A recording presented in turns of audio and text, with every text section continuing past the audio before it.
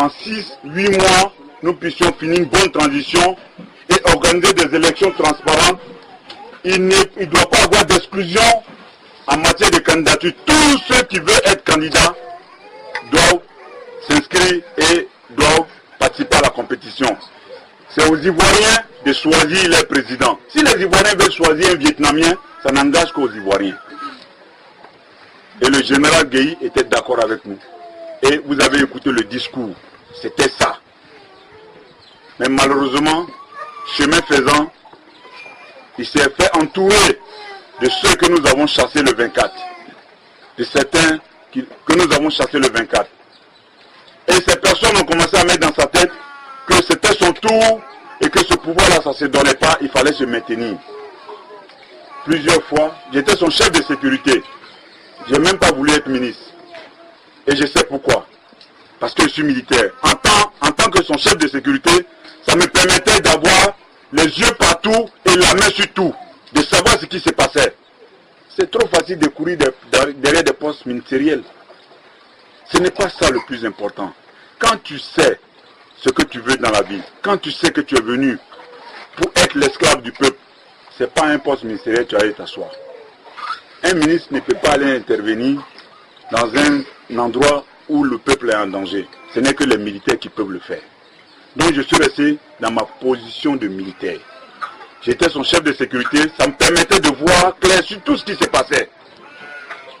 Donc je voyais le balai politique qui se passait autour du général Gueye à vouloir l'obliger à rester au pouvoir. Plusieurs fois nous avons échangé, j'ai dit mon général, la parole c'est sacré. Quand tu prends l'engagement devant le peuple pour dire que nous venons pour une transition de 8 mois, nous sommes venus pour balayer la maison, tu ne peux pas changer chemin faisant en disant que non, tu n'es pas, il faut que toi tu sois candidat. Et pour être candidat, tu ne peux pas permettre aux autres d'être candidats. J'ai dit, je ne suis pas d'accord. Si tu penses que dans la transition, nous n'avons pas fini notre mission, mais prolonge la transition. Pour dire, voilà ce que tu veux faire, tu expliques bien au peuple, voilà ce que je veux faire, je n'ai pas fini, mais prolonge la transition, le peuple comprendra. Mais dis que toi tu vas te maintenir, il y a un problème. Donc c'était ça, le débat entre le général et moi, qui était mon patron. Ça n'allait pas. Il était inquiet parce qu'on lui disait, non, IB veut mettre Alassane au pouvoir, c'est pourquoi il ne veut pas que tu sois candidat. Voilà ce qu'on lui disait. C'était difficile, mais personne ne savait. Et on le poussait même à vouloir m'éliminer. Mais c'est Dieu qui élimine. C'est Dieu. Personne n'est immortel. Nous allons tous partir un jour. Mais il y a la manière de partir. Tant que tu es sur la vérité, tu seras là pour continuer ton chemin. C'est pourquoi je suis là. Donc, il a été monté un dossier pour dire non, le général est venu me voir un matin pour dire IB, il faut que tu aies prospecté 2 ambassades. L'ambassade de la Chine et l'ambassade du Canada. J'ai dit mon général, ça peut attendre. Quand nous allons finir la transition, dans quelques mois, nous allons finir la transition, j'irai prospecter. Il dit non, il faut que tu ailles maintenant. Dieu merci, il y a des gens qui sont vivants. L'ambassadeur Jean Wounien était là. C'est lui qui a interviewé. Il est venu me voir à mon bureau, il m'a dit, IB, vas-y. Va, le général est ton patron, va faire ce qu'il t'a demandé de faire. Exécute, il n'y a aucun problème. Il dit, mais je t'enverrai un cadeau tout à l'heure. Et ce cadeau-là est très significatif. Ça va te dire beaucoup de choses. L'après-midi, son chauffeur est venu me voir, il m'a remis un cadeau emballé. J'ai déchiré le cadeau. Je vous dis tout cela pour vous démontrer à quel point les gens mentent. Et ce n'est pas bien. Je déchire le cadeau, c'est 3 singes en statue. 3 singes. Et une semaine après, tous ceux qui étaient avec moi, à commencer par Zagazaga et autres, les Watao que vous connaissez, les shérifs, tout ça, ont été arrêtés. C'est-à-dire toute la brigade spéciale qui assurait sa sécurité, il les a fait arrêter. On les a mis à la poudrière. Je ne vais pas prendre trop le temps pour vous expliquer ça. Donc voilà comment ça s'est passé. Et après, quand ça s'est passé comme ça, j'ai eu le général au téléphone. J'ai dit mon général, qu'est-ce qui se passe? D'une affectation, d'une prospection, c'est une affectation. Il n'y a pas de problème. Mais qu'est-ce que mes collaborateurs, mes compagnons qui vous ont permis d'être au pouvoir ont fait pour se retrouver en prison? Oui, vous voulez me tuer? Oh, j'ai eu l'information, la certitude que vous voulez me tuer. J'ai dit, mon général, si on voulait vous tuer, il y a longtemps on l'aurait fait. Je pense que ce n'est pas la solution de mettre ces jeunes-là en prison. Démontrer au peuple que vous êtes un idole de la paix, parce que c'est ce que vous dites, que vous êtes un des produits purs du Faux Boigny.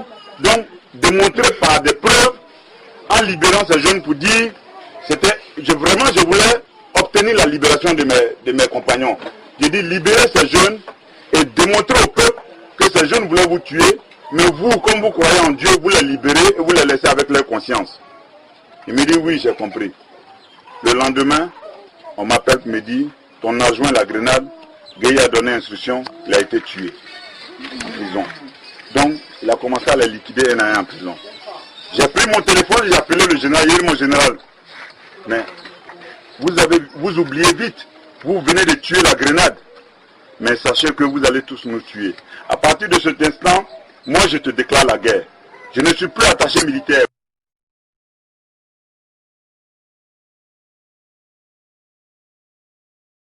Au Canada, et considérez-moi comme votre adversaire. Voilà comment le général et moi, nous sommes séparés. Donc j'ai rendu ma démission officiellement. Mais dites-moi, il y a combien de généraux en Côte d'Ivoire ici qui vont abandonner un poste juteux au Canada, attaché de défense pour des frères qui sont en prison? Dites-moi. Combien? Malgré que le pays était en sang là, aucun n'a démissionné pour se mettre du côté du peuple. Aucun. Même s'ils fuient leur bataillon, ils vont se cacher. Au lieu de se mettre du côté des jeunes civils volontaires, quelques militaires, au lieu de venir les soutenir, leur apporter leur expérience, ils ne le font pas. Ils sont tous allés se grouper derrière le pauvre monsieur à l'hôtel là-bas et ils laissent le peuple à la merci des mercenaires et des terroristes. Seuls les enfants, seuls. C'est ça qui est la vérité. Alors moi je démissionne de ce poste juteux où je n'avais pas moins de 4 millions par mois. C'est-à-dire tout est pris en charge. Mais j'ai laissé tomber ça. Je ne comptais sur rien. Je suis un fils de pauvre. Mes parents n'ont jamais été des grands fonctionnaires.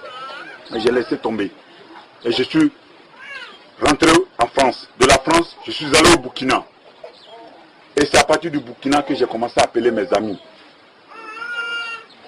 J'ai commencé à appeler mes amis. Le jour des élections, quand le cafouillère, on avait déjà installé un système en place. Quand il y a eu cafouillère, nos amis sont allés attaquer la poudrière pour faire libérer les Ouattara et autres qui étaient en prison. Nous les avons fait libérer. Et on les a évadés. Je m'étais arrangé pour les faire tous monter à mes côtés à Ouaga. Pendant ce temps, Soro Guillaume, parce qu'il faut dire la vérité aux gens. Soro Guillaume était encore à Abidjan. Quand il y a eu à Kalmi, je pense qu'il était candidat aux élections à Port-Boué avec Henriette Diabaté. Il a échoué là-bas. 2 fois, les gens ont commencé à venir. Blaise m'a permis de recueillir mes éléments qui étaient dans des situations clandestines à Abidjan. Donc, on a pu les faire sortir un à un. Thio Fosier, Adams, Watao, Zaga, plein d'autres. Vraiment, c'est dur pour lui. Qu'est-ce que je peux faire pour lui? Il dit, bon, présentement, je ne suis qu'entouré que des militaires. Et les journalistes ne cessent pas de m'appeler à tout instant voulant discuter avec moi. Moi, je n'ai pas ce temps. Je m'organise à voir ce qu'on peut faire. Donc, viens, toi, tu vas t'occuper des journalistes. C'est comme ça que j'ai fait venir Soro Guillaume à côté de moi, comme porte-parole. Tu t'occupes des journalistes. Et c'est de là est née toute cette histoire. Nous avons monté le 19 septembre. J'ai préparé mes hommes pendant près de 6 mois. Nous avons fait 2 ans et demi à Ouaga. Mais pour lancer le 19 septembre, nous sommes retirés en brousse. Préparer mes hommes pendant près de 6 mois. On a tout calé. Le jour où je faisais partie mes hommes sur le terrain, un ami m'a aidé financièrement. Je veux préciser quelque chose. Je n'ai jamais reçu 5 francs d'un homme politique. Pendant mes 3 ans au Burkina Faso, je vous dis sincèrement, devant Dieu, je n'ai pas reçu 5 francs d'un homme politique de Côte d'Ivoire. Donc je ne dis pas de nom, je dis bien de Côte d'Ivoire. Je n'ai pas reçu 5 francs, ni d'homme d'affaires, ni d'un homme politique, pour entretenir ces hommes.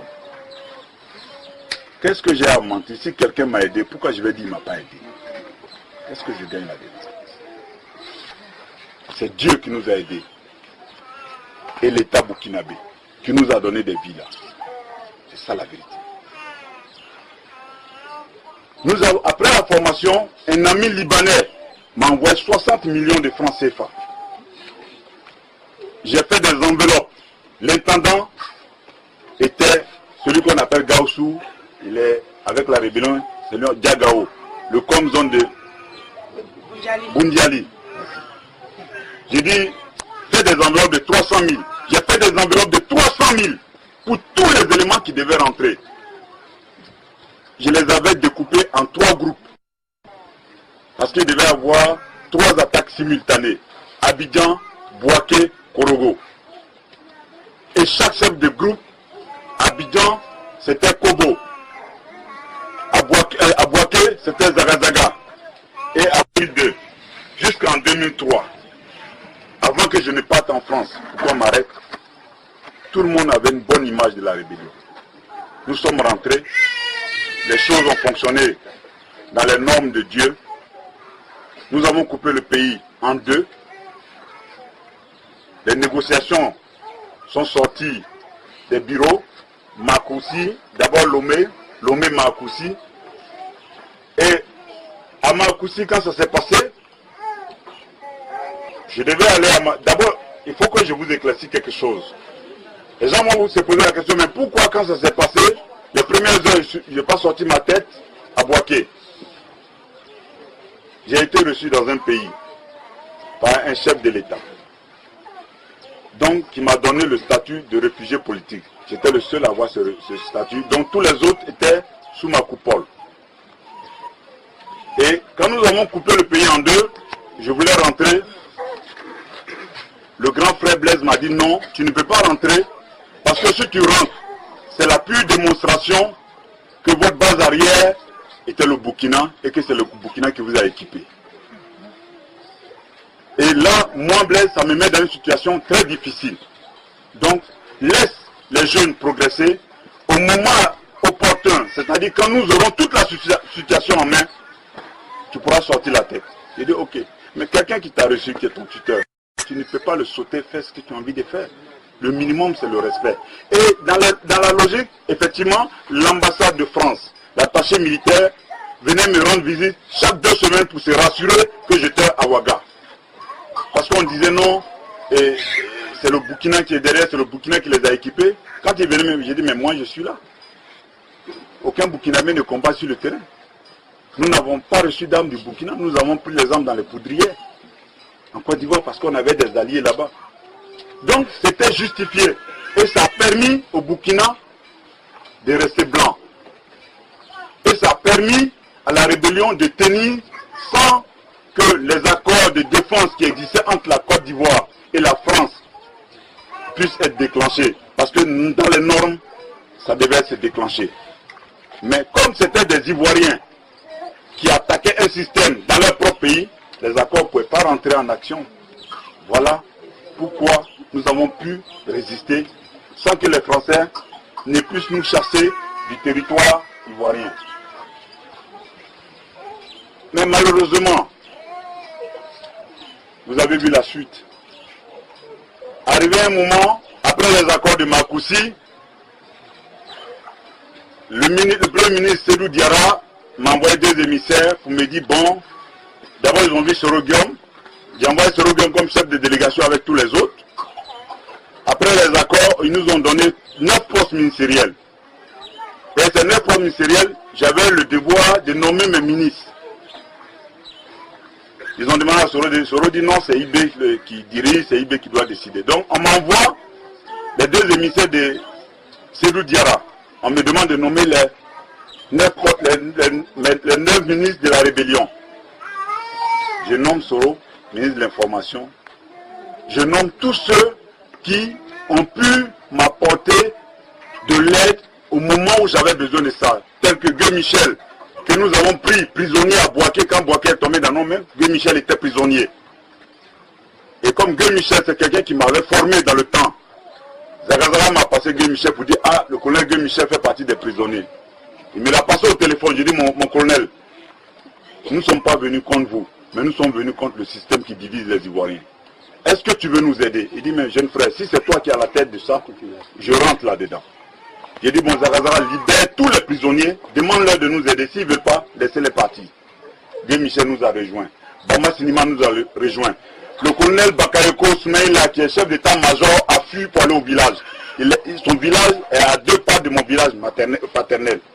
Je demande après, on dit là au village, j'ai envoyé une équipe aller le chercher, mon colonel, venez vous mettre à nos côtés, aidez-nous avec votre expérience, nous allons avancer. On n'a tué personne quand je dirigeais la rébellion. On n'a pillé personne. On respectait les droits de l'homme. Voilà comment Guy Michel a accepté volontairement de nous appuyer. Quand nous avons eu les 9 postes ministériels, j'ai demandé à Guy, j'ai dit, Guy Michel, je te nomme ministre des Sports parce que tu es un homme qui a été là quand on avait besoin de toi. Donc voyez un peu comment j'ai nommé les postes ministériels. Mais ceux qui disent que je demande un poste ministériel aujourd'hui, mais pourquoi au moment où moi-même je devais nommer des ministres, je n'ai pas pris 2 ou 3 postes ministériels pour moi-même? Qui pouvait dire quoi? Je n'ai pas pris. Parce que je n'étais pas venu pour ça. Ma mission était de pacifier la Côte d'Ivoire, de rendre justice, de ramener l'amour entre les Ivoiriens. C'était tout. Je ne cours pas derrière un poste. Donc, je n'ai pas pris dans ce temps. J'ai nommé des gens. Parce que le combat n'était pas fini. Pour certains, ils croyaient que le combat était fini. Ça venait même de commencer. Ça, c'est la branche politique. Mais malheureusement, les amis que j'ai nommés et que j'ai envoyés pour nous représenter ont oublié la mission. Ont complètement oublié la mission. Ils étaient devenus des ministres. Pour eux, c'était la fin. Ils étaient dans le beurre. Ils ont oublié la racine, l'origine de notre combat. Et ils se sont fait manipuler par Laurent Gbagbo. Les remonter contre leurs propres frères. Et subitement, je suis là. J'ai dit, bon, la situation a commencé à se dégénérer. J'ai dit, bah, il faut que je rentre. Je suis allé voir le grand frère. J'ai dit, non, il faut que je rentre. Il faut que je rentre parce que les choses sont en train de se dégrader. C'est pas normal. Je vois mes ministres en train, on me dit ici, hier soir à 2 h du matin, 3 de mes ministres étaient chez Gbagbo en train de boire champagne là-bas. J'apprends ici, 2 de mes ministres sont en voyage avec Gbagbo chez le président Bongo. Je les appelle, je dis, mais qu'est-ce qui vous arrive? Est-ce que je vous ai nommé ministre pour faire des voyages avec... Je dis, Gbagbo, jusqu'à preuve de contraire, reste notre adversaire. Il n'est pas notre ami. Vous n'êtes pas allé pour ça. Vous êtes allé pour défendre les droits des Ivoiriens qui ont des problèmes. Mais malheureusement, ce n'était pas le cas. Donc voilà comment ça s'est passé. Je voulais rentrer, le président Blaise dit non, si je rentre, il aura toujours des problèmes. Donc il serait mieux d'aller à Paris. Et de Paris, j'annonce officiellement sur RFI que je rentre. À partir de là, je peux rentrer. Là, lire les projets. J'ai dit, il n'y a pas de problème. Mais j'ai dit, mais quand même, aller à 6000 km. Or, je suis à 400 km de chez moi, c'est quand même dur. Mais il fallait respecter. Je vais à Paris. J'ai fait 48 heures. Le 3e jour, je veux retourner. On m'arrête à la sortie de l'hôtel. Que je suis venu recruter des mercenaires. Que je suis un terroriste. Et que je pars tuer un président. J'ai fait 21 jours de prison. Je sors de prison. On me garde en France sous contrôle judiciaire pendant 2 ans. Donc je ne peux pas sortir de la France. Mais Dieu merci, un jour j'ai décidé de sortir et à l'aéroport, je suis passé par la Belgique. On m'a arrêté pendant quelques heures. Je dis que si tu ne bouges pas, tes anciens amis ont approché le président béninois, ils lui ont donné telle somme, ils vont t'arrêter. Je me suis débrouillé, le 26 décembre, je suis sorti du Bénin et je me suis retrouvé au Ghana. Et effectivement, l'opération était lancée, à leur grande surprise, j'étais plus chez moi. Mais ce qui est grave, c'est qu'arrivé un moment, l'histoire de la rébellion, certains camarades reviennent pour dire que non, un tel IB avec Gbagbo, quand je suis sorti de prison, parce qu'il fallait justifier pourquoi IB allait en prison. Il n'a pas été soutenu par ses amis. Il faut croire aux gens que IB travaille avec Gbagbo, que Gbagbo lui a donné tel milliard, Gbagbo lui a donné ça, tout simplement pour prendre le commandement de la rébellion. Et certains amis, tels que Kass, tels qu'Adams, tels que Djalman, tels que Baladi, ont décidé, tels que Bauer, sont tous ici, disent non, c'est pas possible, nous on connaît nos chefs. Pour rien au monde, il va se mettre avec Gbagbo pour s'associer, pour travailler. Ce que vous dites, ça ne tient pas. Alors, ils sont devenus la cible. Ils les ont ciblés un an, ils ont commencé à les tuer. Ils les ont tués, les arrêter, les mettre en prison. Il y a des gens ici qui ont fait près de 2 ans dans des maisons à, c'est-à-dire 4 mètres carrés. Ils ne voyaient pas le soleil. Ils sont là. Tous ces éléments, ces anciens éléments que vous voyez, ce sont ceux qui ont pu échapper à la tuerie de nos anciens camarades. Mais ce que je vais vous dire, mais après, qui on a vu main dessous, main de ça avec le président Gbagbo? C'était ceux qui ont dit que les autres avaient trahi. On les a vus dans le gouvernement de Gbagbo, Premier ministre, dans la joie. Ils ont ramené Gbagbo dans nos zones, ils ont accueilli Gbagbo, ils ont applaudi Gbagbo. Mais ça nous a apporté quoi? On n'est pas revenu à la case de départ là. Ça nous a apporté quoi? Ils ont construit leur révolution sur du mensonge. C'est pourquoi je dis, tout ce qui se construit sur du mensonge n'aboutit jamais. Depuis 2004, j'ai fait des communiqués pour dire, seule la force peut enlever Gbagbo du pouvoir. Depuis 2004, j'ai dit, tout ce que vous allez faire comme négociation, tout ce que vous allez faire comme concession, même des élections, Gbagbo ne partira pas. Même s'il perd les élections, il ne partira pas. Soyons raisonnables, arrêtons la souffrance du peuple, mettons-nous ensemble pour régler le problème de Gbagbo. Tout le monde m'a trouvé comme extrémiste, celui qui est contre la paix, celui qui est mauvais, celui qui veut ça. J'ai dit ok, seul je ne peux pas contre la vie des autres. Ils ont les journaux, ils ont les télévisions, moi je n'en ai pas. Je vais me taire, je fais silence radio et puis Dieu va faire le reste. Mais où nous sommes aujourd'hui? Et plus pire, plein de morts, plein de souffrances. Ils ont appauvri le peuple. Beaucoup de personnes ont perdu leur travail. Les enfants ne vont pas à l'école. Les gens ne mangent même pas 2 nourritures par jour. Est-ce que ça cela devait arriver? Non. Si vraiment je savais que les choses allaient se passer comme ça, je n'allais jamais déclencher le 19 septembre. Je vous jure. Mais je ne regrette pas parce que c'est avant de déclencher le 19 septembre. Ça veut dire seul dans une maison en 4 murs. Je pense que Dieu était là quand je lui demandais. J'ai dit Dieu, ce que je vais faire, si ça va apporter la souffrance à mon peuple, si ce n'est pas la vérité, ne me donne pas les moyens. Ne me donne pas les moyens. Je n'avais pas les moyens.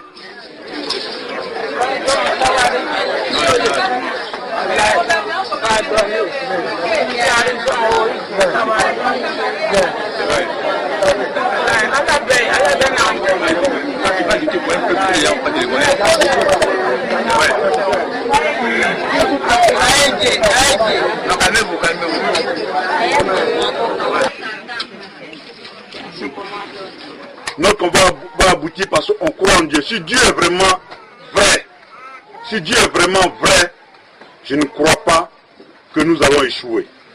Parce que quand je prenais l'engagement devant Dieu, comme je vous le disais, en 4 murs, j'ai dit Dieu, ce que je vais faire là, si le peuple, si vraiment je suis pas dans la vérité, ne me donne pas les moyens. Si ce que je vais lancer comme opération militaire, si ça va créer une situation où il aura assez de souffrance, où nous ne sommes pas sur la vérité, ne me donne pas les moyens. Parce qu'au moment où je demandais, je n'avais pas les moyens, je n'avais pas d'âme, je n'avais pas l'argent. Mais Dieu, si ce que nous allons faire doit ramener la justice, la paix, l'égalité entre les Ivoiriens, donne-moi les moyens. Et Dieu m'a donné les moyens. Ce n'est même pas un nom, je dis bien un ami qui m'a donné les moyens. Voilà comment je me suis engagé. C'est pourquoi je dis, je ne regrette pas. Si ce n'était pas la voix de Dieu, je n'aurais pas reçu les moyens. Donc, chers parents, chers frères, chers amis, je voulais vous rassurer d'une chose, que beaucoup de choses se sont passées en zone CNO. Il y a eu tuerie, vol, pillage, plein de choses qui ont sali le nom de la rébellion avant mon arrestation. Mais sachez une chose, c'est que j'ai dit toujours cela à mes jeunes frères. Quand tu t'engages dans quelque chose, engage-toi dans la sincérité. Depuis que la rébellion a quitté la voie originale, c'est-à-dire la voie de la protection du peuple, la rébellion n'a plus avancé. Elle s'est arrêtée. Elle n'a plus progressé. Elle n'a fait que des victimes. Nous nous sommes repliés. Et puis on s'est dit, bon, on ne fait plus rien. Comme il y a des élections, pour ne pas qu'on dise que c'est IB qui s'oppose aux élections. C'est IB qui ne veut pas la paix. Il dit, restez radio silence, préparons-nous, parce que on n'est pas Dieu, on n'est pas des divins. Mais quand tu connais la vérité, quand tu sais la réalité du terrain, nous on était convaincus d'une chose, que ces élections allaient se terminer par les armes. Donc, préparons-nous en conséquence. Et nous sommes préparés. Ils sont là des élections. Qu'est-ce que ça a donné comme résultat? Nous voici. Et ils n'ont pas trouvé une solution, c'est de prendre les armes pour venir attaquer à Bobo et à Nyama. Et Dieu merci, malgré les maigres moyens que nous avions, avec vos bénédictions, nous avons pu tenir la résistance. Nous nous sommes battus comme on pouvait. On a résisté. Progressivement, doucement, on a pu s'armer sur eux, sur nos adversaires, parce que c'est sûr on s'armait. Quand ils tombaient dans nos embuscades, ça nous permettait d'avoir un peu d'armes. Et ça, c'est la volonté de Dieu. Sans Dieu, tu ne peux pas réussir ce que nous avons réussi. On n'a pas besoin de se taper la poitrine. C'est faux. C'est pas parce qu'on est fort. C'est pas parce qu'on est miraculeux. Mais c'est Dieu qui a tout réalisé. Nous ne sommes que des simples acteurs. Nous sommes des employés du peuple et des serviteurs de Dieu. C'est tout. Et c'est ça notre mission. Nous avons déstabilisé le commandement de l'état-major des Francis par notre résistance. C'est ça la réalité. Ils ont tout essayé. Ils ont envoyé, comment on appelle, le SECOS. Ils ont envoyé la BAE. Ils ont envoyé le bataillon blindé. Ils ont envoyé le BAZA. Ils ont envoyé toute la coalition. Tous les chefs que nous connaissons, nous avons fait l'école ensemble, militaire ensemble. Nous nous connaissons. Ils ont envoyé tout ce qui était comme force ivoirienne. Ils n'ont pas pu contre vos enfants. Grâce à vos bénédictions, grâce à Dieu. Mais je pense que c'est ce qu'il faut reconnaître. Au lieu de raconter ce qui n'est pas vrai. Mais malgré ça, certains se sont assis pour vilipender ce grand travail, pour dire non, ils ne sont rien, ils n'ont rien fait. Mais ce n'est pas grave. Mais Dieu sait ce qui s'est passé. La vérité est là aujourd'hui. Nous avons lancé l'offensive pour libérer certains de nos frères qui étaient à la Maca. Et de là, nous avons lancé l'opération sur Yopougon le même jour, en 24 heures. Nous avons nettoyé Yopougon à grande moitié. Il restait Nyangon. Mais ce n'est pas facile. Yopougon, c'est grand. Avec tous les miliciens. Mais nous l'avons fait. Tout combat se fait avec stratégie. On ne se lève pas comme ça avec des armes pour dire parce qu'il y a des armes et puis se jeter sur le terrain. C'est pas ça le combat. Ça s'étudie, on réfléchit, on mûrit et puis on lance les opérations avec l'ordre de chacun, avec chaque commandement. On savait que la BAE était la plus forte des miliciens. Donc pour déstabiliser les miliciens, il fallait faire tomber la BAE. C'est tactique. Ça ne s'invente pas. Ça ne se ramasse pas au marché. Ça s'étudie ça. Et pendant 4 heures de temps, dirigé par mon adjoint, la BAE est tombée. Avec toutes les armes. Et nous avons pris le camp commando de Yopougon tout. Et on a sécurisé Andokwa. Et à grande surprise, vers 19h, on apprend qu'il y a une colonne qui arrive sur l'autoroute. On ne nous dit rien. On ne m'appelle pas pour me dire, IB, tes frères arrivent, ou bien temps, rien. Parce qu'ils ont des grosses armes. Ils ont été armés par d'autres personnes. Ils arrivent. Les éléments m'ont dit non, mais ils ont appelé Boué m'a appelé, il dit non, qu'est-ce qu'on fait? Nous, on ne peut pas les laisser rentrer. J'ai dit non. Ne donnez pas l'occasion aux gens de dire que nous sommes responsables d'une bavure. J'ai dit laissez-les rentrer. J'ai dit je ne pense pas qu'ils viennent contre nous. Parce que ce n'est pas nos ennemis. S'ils viennent, ils ont peut-être une mission, mais je ne pense pas qu'ils viennent contre nous. Laissez-les rentrer. Sinon, ils ne pouvaient pas rentrer. Si l'armée ivoirienne et tous ces chars n'ont pas pu rentrer ici, c'est pas eux qui allaient rentrer par là-bas. Franchement. C'est une réalité. Nous les avons laissés rentrer. Ils sont rentrés en fanfare. Avec des cinquantaines de 4x4. Et les grosses armes dessus. Ils foncent directement sur le camp Agban. Ils foncent sur la télévision. Ils pilonnent pendant des heures, toute la nuit. Et le matin, ils sont fatigués. Ils n'ont pas atteint aucune cible. Les gens les ont laissés pilonner tactiquement. Et après, ils ont lancé la riposte contre eux. La débandade, ils ne connaissent même pas Abidjan. D'autres, c'est du village, ils sont venus, on les a habillés, ils viennent. Ils sont perdus. On les chasse jusqu'à sur l'autoroute. Ils retournent encore. Nous sommes obligés de prendre, allez-y, à la mairie. Plein de blessés, l'hôpital est plein de blessés et de morts. Est-ce que ça c'est normal de prendre les enfants des gens pour les envoyer à l'abattoir? Vous arrivez dans un village, il y a un chef de village qui est là. Le minimum, allez-y lui dire bonjour. Et puis lui dit, bon nous sommes arrivés, qu'est-ce qu'on peut faire ensemble? C'est le minimum. Mais non. Les messieurs tout puissants nous veulent nous écraser. Mais ils oublient que Dieu est derrière nous et que vous êtes derrière nous. Pratiquement, moi j'ai dit à mes hommes de replier. Nous avons pris le côté Yopougon, Andokwa et zone industrielle. Nous avons sécurisé ce côté. Et nos côtés habituels, notre base ici. Et on s'est mis en stand-by. On s'est mis à préparer nos troupes parce qu'on sait que la suite, ça ne sera pas facile. On s'est mis au repos en préparant nos hommes psychologiquement et nous les avons laissé le terrain. Comme ils sont venus pour libérer Abidjan, nous les avons laissé le terrain. Mais nous sommes où aujourd'hui? Des milliers de morts. Ils ne peuvent pas avancer. J'ai de faire ça. De faire ça.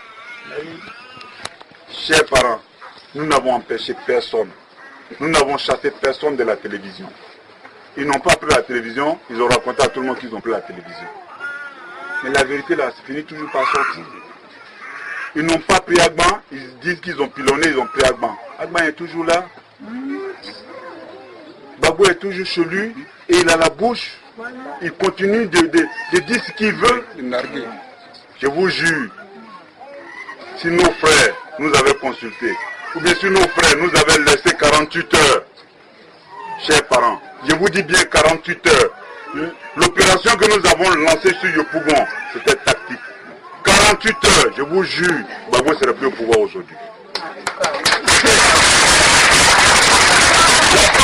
La base de Babou, c'est les miliciens de Yopougon. C'est la plus grande base. On avait presque fini de neutraliser. C'était fini. C'était fini. Il n'y avait plus rien. Mais malheureusement, pour ne pas qu'on dise que c'est le commandant invisible qui a fait le boulot, qui a nettoyé le pays pour permettre au président Alassane Ouattara de s'asseoir, il faut gâter leur travail et venir voler la vedette. Mais Dieu n'aime pas le mensonge.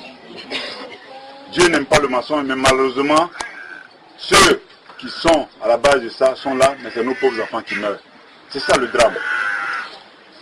Donc, pour raccourcir un peu mon discours, c'est pour vous dire que je n'ai pas besoin de poste ministériel. Je n'ai pas besoin, je n'ai jamais discuté avec qui que ce soit pour un poste de chef d'état-major. C'est le dernier de mes soucis. Et 3, je n'ai aucun problème avec le président Alassane Ouattara.